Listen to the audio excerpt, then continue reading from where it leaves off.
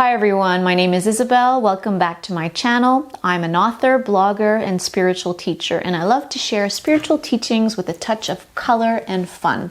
Today I wanted to talk about finding your life purpose. It's something that I've spoken about before on this channel, and I actually gave a retreat, an online retreat last weekend on this very topic. I received tons and tons of questions and emails about this because for the longest time, I think I'm well positioned to speak about this because for the longest time I was off purpose. I was not doing what my soul incarnated to do. I was off track. So today I love to speak about this topic and help you find your own.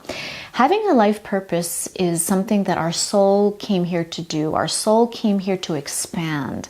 Our soul came here to be happy, to bring joy, and to help others in this time of great change.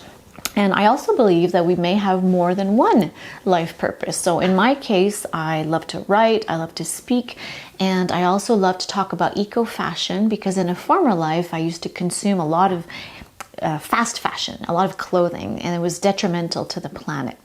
Maston Kipp, an American author, said that the prerequisite for our purpose is our trauma. So perhaps there's something that you've overcome yourself in your life that could be helpful to determining what your purpose is. So if you're looking for some other clues, the first one I always talk about is, what did you love to do as a child? In my case, I used to love teaching. I could spend hours in front of my chalkboard with my ruler, and my brother would sit there. I would teach him, I don't know what, but I would love to spend time teaching. I also love the stage, to organize talent shows and events. So public speaking is something that comes easily to me, and I absolutely adore giving conferences. Something else that I love to do is to write. I used to write short stories as a child, and I have always had a passion for fashion. I used to go in my mother's closet and find funky hats, colorful dresses, and still today, it's something that I talk about on my blog, on my podcast, and in my books.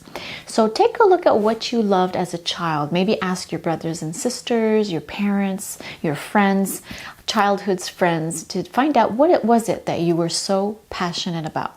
The second clue is to look at what's the meaning of your name. So I learned this trick while doing an online course with Rebecca Campbell, someone I'm very fond of. She's an author and a spiritual teacher.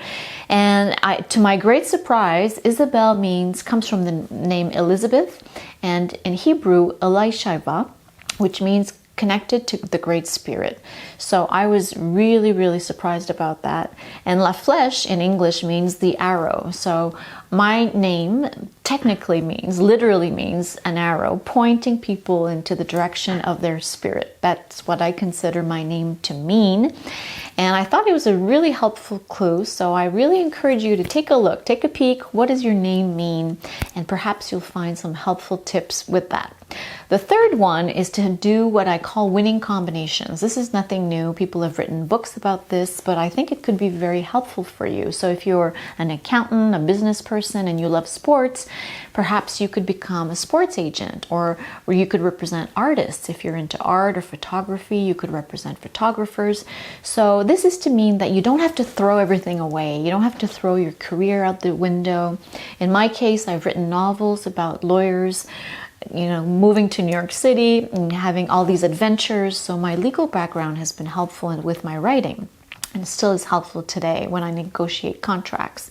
So you don't have to throw everything out the window, although some people do and choose to do and go on a different path. I think your past can be helpful and can create a really winning combination for you. And my extra bonus point or recommendation is to look at what do you love so much that you forget to eat, you forget to do other things, you forget to sleep, you could spend all night doing.